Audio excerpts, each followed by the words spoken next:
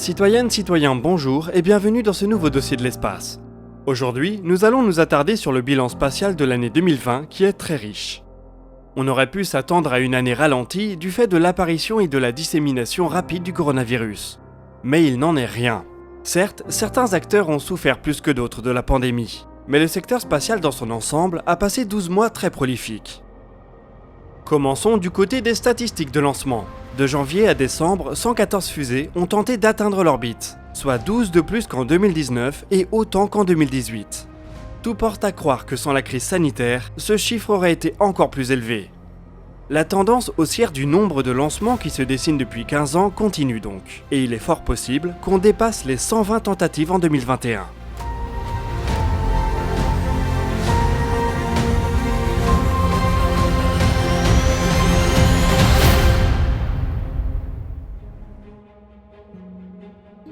Le record à battre date de 1967, une année qui a comptabilisé 139 tentatives de lancement en 12 mois.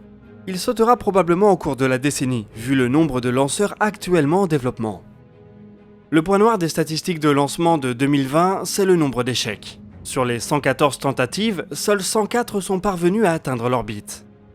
Les 10 échecs concernent différents lanceurs et ont principalement eu lieu en Chine et aux États-Unis.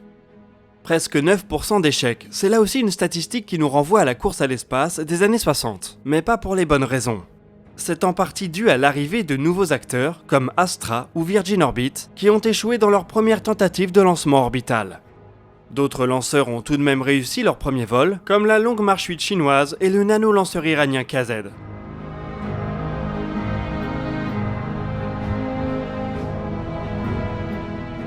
Si on regarde les lancements pays par pays par rapport à 2019, on constate que l'Europe et la Russie ont un peu ralenti, tandis que la Chine a légèrement accéléré et que les États-Unis ont quasiment mis les bouchées doubles. En 2020, 44 lanceurs ont décollé du sol américain, soit une progression de presque 50% par rapport à la moyenne des 3 années précédentes. Ce chiffre est en grande partie dû à SpaceX ainsi qu'à l'arrivée à maturité de nouvelles entreprises du New Space. Le New Space a d'ailleurs particulièrement bien résisté à la crise. La faillite de OneWeb en mars aurait pu laisser imaginer que les capitaux allaient s'assécher et que de nombreuses startups spatiales allaient mettre la clé sous la porte. Il n'en est rien. Les milliards ont continué à couler vers le secteur spatial tout au long de 2020. SpaceX a par exemple levé 1,9 milliard de dollars, tandis que Relativity Space a récolté 500 millions pour développer ses fusées imprimées en 3D. Même constat en Chine où Landspace et iSpace ont récolté l'équivalent de 175 millions de dollars chacune. Il y a eu de très nombreuses levées de fonds moins impressionnantes partout autour de la planète. Ce qui fait que les projets de lanceurs, de constellations et autres infrastructures spatiales n'ont jamais été aussi nombreux.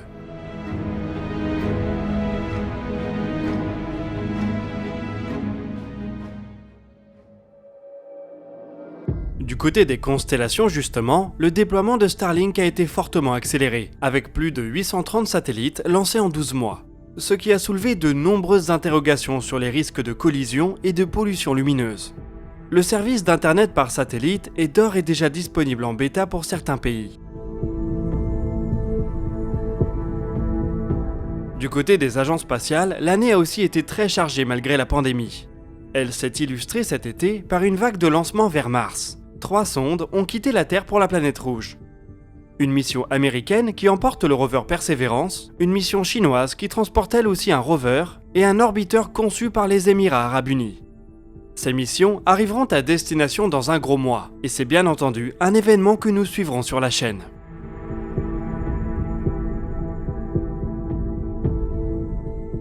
L'Agence spatiale européenne a pour sa part lancé la mission Solar Orbiter en février.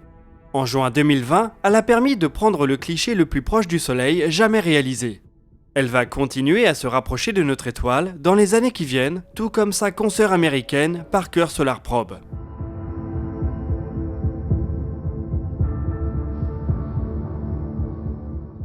Sur les derniers mois de 2020, l'agence spatiale chinoise a réalisé une impressionnante mission lunaire du nom de Chang'e 5.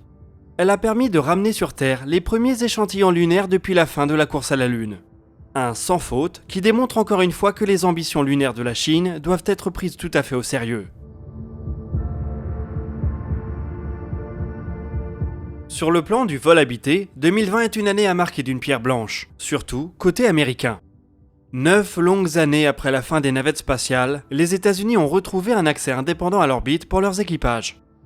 Le vaisseau Crew Dragon de SpaceX a volé à 2 reprises avec des humains à bord. L'une des capsules fabriquées par l'entreprise est en ce moment même amarrée à l'ISS. L'entreprise d'Elon Musk a par ailleurs fait avancer le développement de son futur vaisseau géant, le Starship, avec un vol atmosphérique jusqu'à une altitude de 12,5 km. Les autres vaisseaux habités américains en développement, Orion et le CST-100 Starliner, ont pris trop de retard pour décoller en 2020. Même chose pour le SLS et Ariane 6 qui visent maintenant un baptême du feu en 2021 ou 2022. En plus de Chang'e 5, l'année a été marquée par de nombreuses actualités lunaires. L'Europe, le Japon et le Canada ont cimenté leur participation au programme Artemis, l'initiative américaine qui vise à ramener des humains sur la Lune. La NASA a pour sa part sélectionné 3 projets d'atterrisseurs lunaires et a commencé à les financer. La fabrication des premiers modules de la LOPG a été lancée. Bref, Artemis est véritablement mise en route.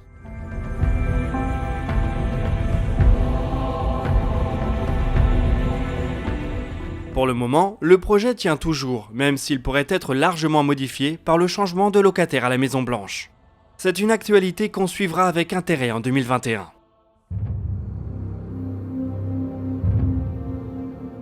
En astronomie et astrophysique, l'année a aussi été chargée. Une observation en ondes gravitationnelles réalisée en 2019 mais publiée en 2020 a permis d'assister à la naissance d'un trou noir de 142 masses solaires, ce qui permet de confirmer l'existence des trous noirs de masse intermédiaire. Des objets dont l'existence était soupçonnée depuis longtemps, mais qu'il avait été jusqu'ici impossible de détecter. C'est un peu le chaînon manquant entre les trous noirs stellaires issus de la mort d'une étoile massive et les trous noirs supermassifs qui sont nichés au centre des galaxies.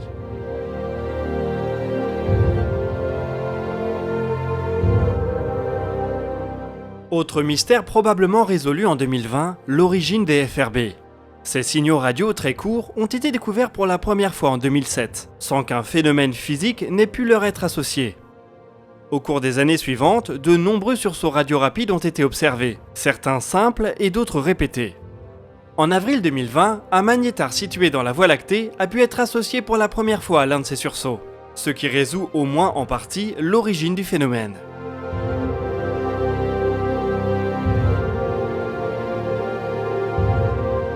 Il reste possible que tous les FRB ne puissent pas être attribués à des magnétars, mais certains d'entre eux au moins le sont.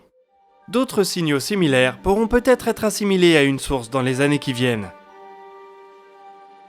Beaucoup plus près de nous, Vénus a beaucoup fait parler d'elle avec la détection présumée de phosphine dans son atmosphère. Ce composé chimique est considéré par certains chercheurs comme un marqueur biologique fiable, c'est-à-dire que sa présence serait explicable par la vie.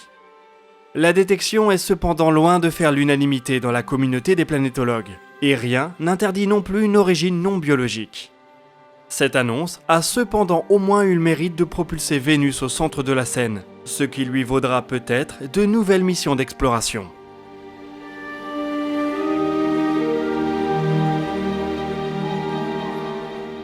Du côté de Mars, les données radars de Mars Express ont permis d'identifier ce qui ressemble à 3 lacs souterrains au niveau du pôle sud, dans la même région où un premier lac avait été identifié en 2018. Là aussi, c'est une découverte qui fait encore débat. Il est difficile de déterminer quelle source de chaleur permettrait à une eau, même extrêmement salée, de rester liquide dans ces conditions. Contrairement à Vénus, il sera très difficile d'aller vérifier sur place, puisque les lacs en question, s'ils existent, sont enfouis à 1,5 km sous la surface. La recherche sur les exoplanètes a vu l'observatoire TESS boucler sa mission primaire de 2 ans, ce qui lui a permis d'identifier 66 nouvelles exoplanètes et plus de 2000 candidates. Il a notamment permis d'identifier TOI 700D, une exoplanète de taille terrestre évoluant dans la zone habitable de son étoile. Sa mission est prolongée jusqu'à septembre 2022 au moins, ce qui devrait permettre de multiplier les découvertes.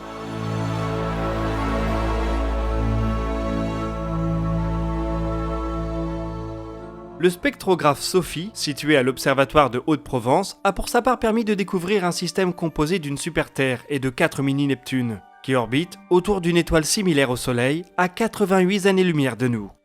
Tandis que Hubble a imaginé une exoplanète gravitant à très grande distance de son étoile.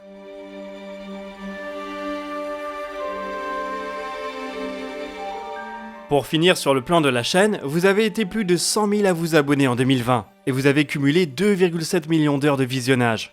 Grâce à votre enthousiasme et votre fidélité, nous avons pu lancer 2 gros projets au cours des 12 derniers mois. Nous avons écrit notre premier livre qui s'intitule 2040 tous dans l'espace et qui sera disponible en librairie le 9 février.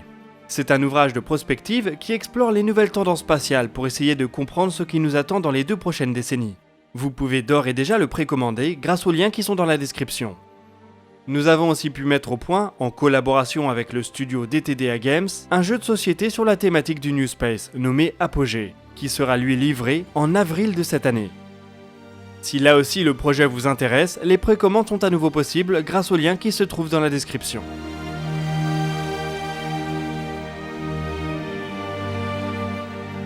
Nous voici en tout cas arrivés au bout de ce bilan. Il est maintenant temps de tourner les yeux vers l'avenir, ce que nous ferons dès la semaine prochaine dans DNDE. Je vous invite bien évidemment à faire part de vos questions et remarques dans les commentaires. On répondra à certaines d'entre elles dans la vidéo qui sortira le dimanche 17 janvier. Je vous invite par ailleurs à consulter la description pour retrouver nos sources, des liens vers nos podcasts et nos réseaux sociaux. On se donne rendez-vous mardi prochain pour un nouveau DNDE. D'ici là, citoyennes, citoyens, portez-vous bien.